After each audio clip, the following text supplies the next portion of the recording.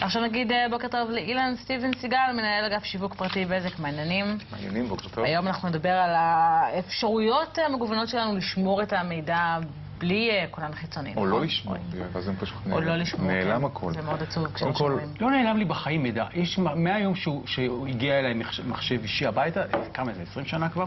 איזה מידע יש לך על המחשב? מידע? כן. איפה את? למשל. לדוגמה, אוקיי, וחוץ מזה שאתה לא צריך לשמור את זה כי אני מדווחת לך גם ככה. מה התוכניות שלך? אוקיי. לא, אבל זה סטודנטים שכותבים עבודה, אין דבר יותר מבאס מלגלות שכל העמל שלך. יש המון סיפורים כאלה. קודם כל, בארץ כמעט לכולם יש מחשב. 9 מתוך 10 אנשים יש להם מחשב בארץ, וזה הפך להיות המחסן של הכל. של סרטים, של מוזיקה, של תמונות, של עבודות הדוקטורט וכו'. ויש המון סיפורים על מחשבים שפשוט קורסים, או פשוט מתקלקלים, ואי אפשר לשחזר, ואם כבר אפשר לשחזר, זה עולה הרבה כסף לשחזור. אז מצאנו כל מיני פטנטים בשנים האחרונות, אחד זה הדיסק, שאנחנו מכירים אותו, או הדיסק און קי, שהדבר הזה, ודיסק חיצוני שהוא למעשה הדבר האחרון שיצא לשוק. וגם הדברים הללו, הדיסק, שמים אותו במגירה, לא מוצאים אותו מעלה אבק, מתקלקל, דיסק און קי יכול להיעלם, הוא קטן וכו'. וגם כן, דברים מאוד חשובים לנו פשוט נעלמים. והגיע הדור הבא, והדור הבא זה מה שנקרא מחשוב ענן. מחשוב ענן למעשה שרתים מרוחקים שבהם אפשר להעלות את כל החומרים שלנו, תמונות, וידאו, מוזיקה וכו'. ודוגמאות כאלה זה סקיידרייב של מייקרוסופט, או פיקאסה של גוגל, ואפילו בפייסבוק. אבל כן. שאלה. כן.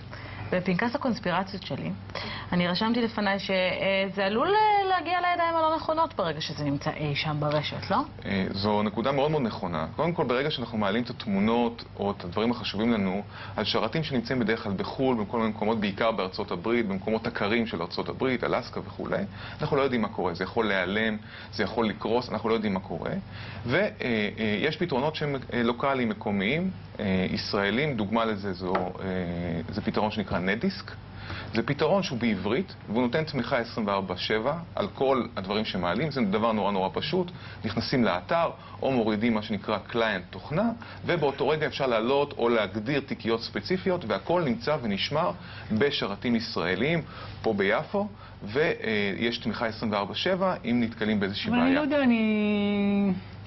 ליבי מלא בחשש שמה, ראיתי למשל מה קרה על המייל של ynet.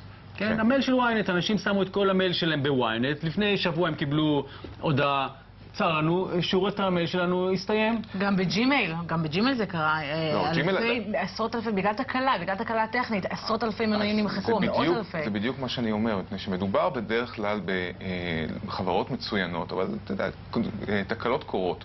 ברגע שיש לך אחריות מלאה על הנושא, וזה בעברית, וזה בישראל, ויש למי לפנות, מדובר בחברה שקיימת פה איזה מין אחריות אבל אפשר לתת על כזה? יש תמיכה 24/7, השרתים הרי בסופו של דבר מגובים, יש שרת רגיל ויש שרת גיבוי. יש גיבוי לגיבוי של הגיבוי?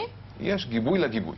אוקיי. תמיד יש 2 שרתים ששומרים על התכנים שחשובים לנו. כמה עולה לגבות את המחשב שלי? זה עולה שקל לג'יגה. זאת אומרת, היום בג'יגה אחד אפשר להכניס סדר גודל של 500 תמונות, פחות או יותר, והחבילות הן למעשה של 10, 15 ו-20 ג'יגה, ולקוח פרטי ממוצע לא צריך יותר מבין 10 ל-15 ג'יגה. זאת אומרת, בין 10 ל-15 שקלים למה? לחודש? נכון. ואז למעשה הכל יושב בענן, יש תמיכה 24/7 ואפשר להיות רגועים, וגם זה בעברית שזה מאוד חשוב להרבה מאוד מהאוכלוסייה, וזה בראש שקט. תגיד עוד פעם? נטדיסק. נטדיסק. נטדיסק, co.il, כן. זה מאוד נחמד שקראו לזה ענן. ענן, כן, אני לא יודע, אבל... זה חמוד. אני לא בטוח, כי הענן אני אוהב אותו, ומחשבים אני... גם אוהב, אבל פחות מענן. אילן סיגל, תודה רבה. תודה לכם. נצא להפסקת פרסומות, נעטף קצת את בריג'יט ונחזור.